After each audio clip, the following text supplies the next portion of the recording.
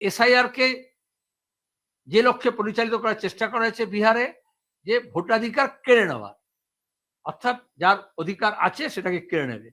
আমরা তার সম্পূর্ণ বিরোধী।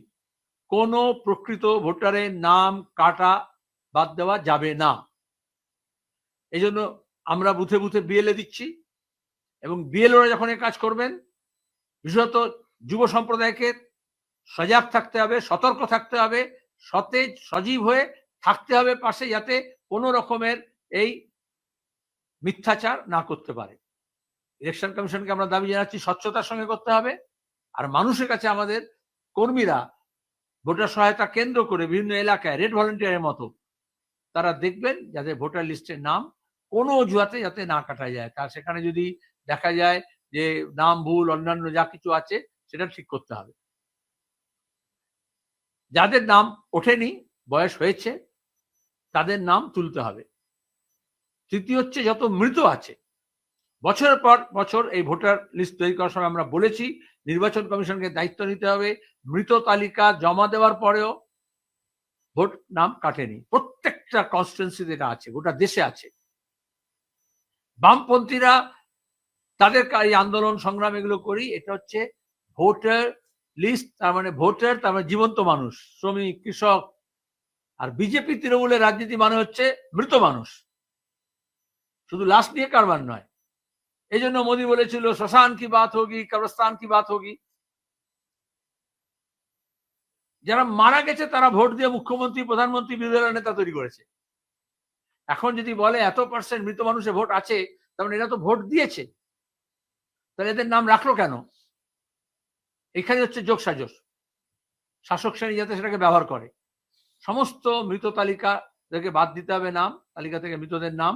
এবং এটা সবচেয়ে সহজ উপায় হচ্ছে, বারবার আমরা বলি যে আমাদের দেশে বার্থ অ্যান্ড ডেথ রেজিস্ট্রেশন আছে, চালু হয়েছে, আগে ছিল না, ডিজিটাল ইন্ডিয়া।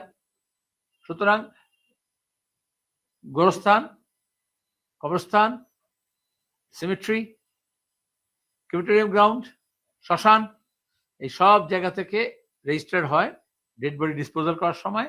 সেই নামের তালিকা নিয়ে, এটা নির্বাচন কমিশনের দায়িত্ব, যেটা সরকারের কাজ সেটা জনগণকে দিয়ে দিচ্ছে। সেই নোটবন্দি থেকে শুরু করেছে।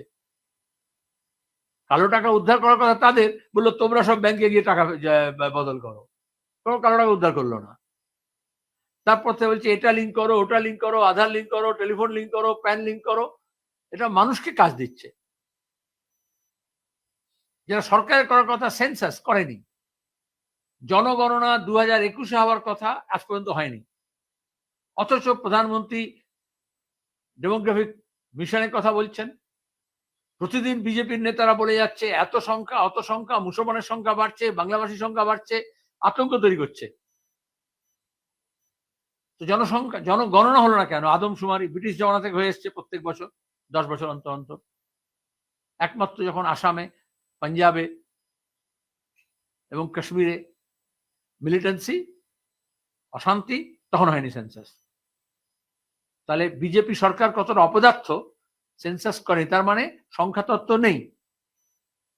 আর এই সংখ্যাতত্ত্ব না থাকলে মিথ্যাচার করে, তখন মন গড়া কথা 1 কোটি, 2 কোটি, 4 কোটি বলে যাচ্ছে। শুধু সেন্সাস নয়, জিডিপি নিয়ে, বেকারি নিয়ে, ইনভেস্টমেন্ট নিয়ে, মুদ্রাস্ফীতি নিয়ে, মূল্যবৃদ্ধি নিয়ে কোনো ক্রেডিবল স্ট্যাটিস্টিক্স নেই। ভারত সরকারও দেবে না, রাজ্য সরকারও রাজ্যের কোনো ব্যাপারে এক একবার মুখ্যমন্ত্রী যা মনে আসে তথ্য বলে দেন। এই বিহার ইলেকশন আছে, মোদী গিয়ে নানা রকমের সব আজগুবি সংখ্যা বলে দেবে।